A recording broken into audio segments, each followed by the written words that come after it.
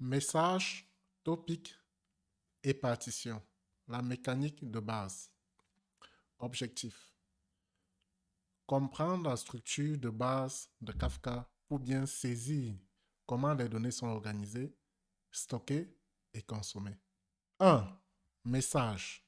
Un message dans Kafka est l'unité de données. Il contient généralement deux éléments. Une clé optionnelle utilisée pour déterminer la partition. Une valeur, la donnée réelle, JSON, test, binaire, etc. Exemple d'un message JSON. Donc là, devant vous, vous avez l'exemple d'un message Kafka. Comme j'ai parlé tout à l'heure, on a une clé qui peut être optionnelle. Voici la clé. Et on a une valeur qui peut être un objet JSON, du texte ou du binaire. Donc voilà la valeur. Donc un message JSON doit ressembler à ceci. Donc en un, c'était le message. En deux, on a le topic. C'est quoi un topic? Un topic est un canal logique de communication. Il regroupe les messages par catégorie ou fonctionnalité. Exemple, user sign up, order created, lock. Un producteur envoie des messages vers un topic. Un consommateur lit les messages depuis un topic. Kafka ne modifie pas les messages, il les stocke tels quels, de façon immuable. En 3, nous vous présentons ce que c'est qu'une partition, donc 3 partitions. Un topic est divisé en partitions pour répartir la charge entre plusieurs brokers, permettre le traitement parallèle par plusieurs consommateurs, garantir l'ordre des messages au sein d'une partition. Chaque partition est un lock append only. C'est quoi un lock append only? Donc, on ne peut tout simplement qu'ajouter.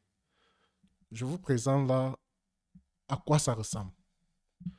Donc là, on a la partition 0, on a le message 0. Append only. Donc, je vais venir tout simplement ajouter le prochain message, ajouter, ajouter ainsi de suite.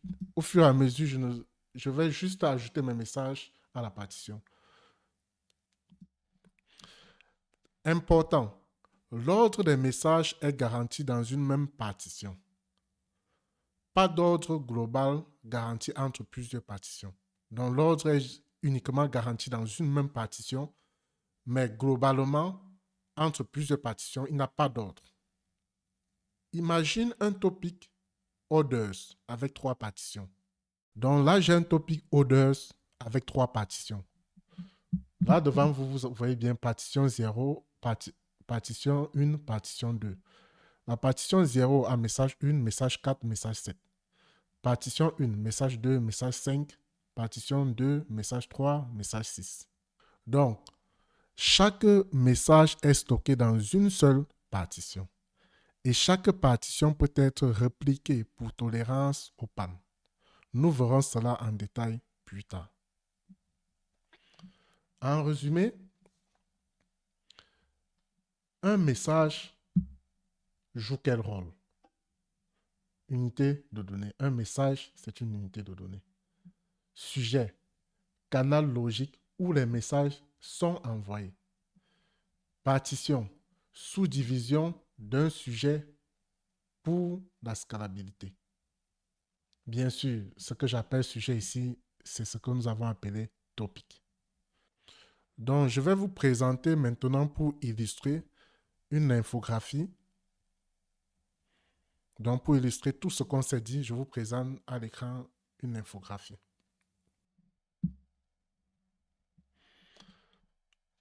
L'infographie illustre de manière visuelle la structure fondamentale de Kafka autour des concepts de message.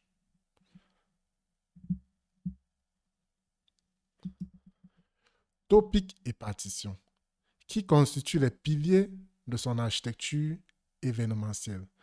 On y découvre d'abord qu'un message Kafka est une unité de données pouvant contenir une clé optionnelle. Là, on a le message. Voici la clé, user 123. Record that contains a key, optional and a value.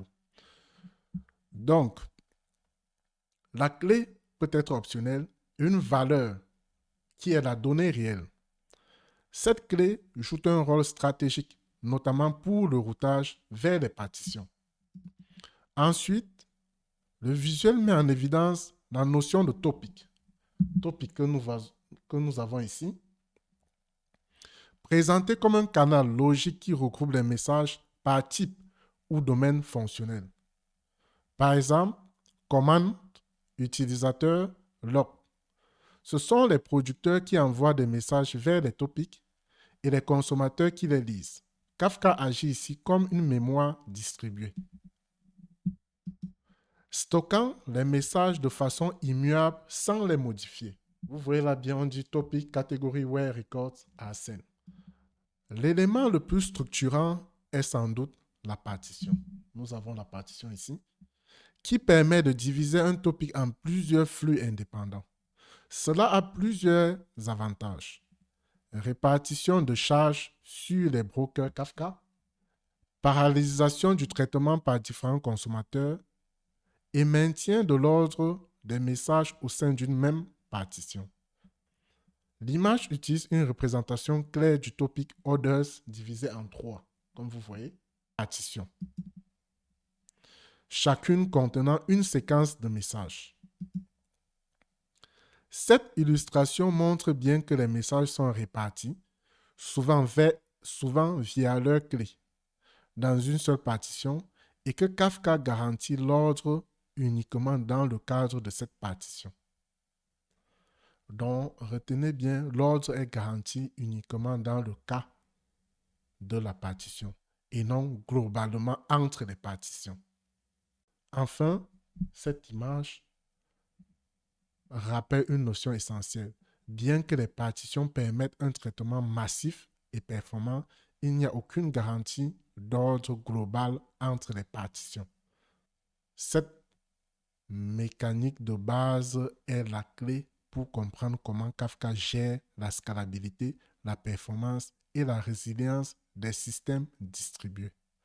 Donc, c'est la fin de ce chapitre. Nous pensons avoir bien expliqué ce que c'est que des messages, des topics, que j'ai appelé sujets en français. Maintenant, cerner ce que c'est qu'un message, un topic, une partition. Merci d'avoir suivi cette vidéo jusqu'à la fin. On se retrouve au prochain chapitre.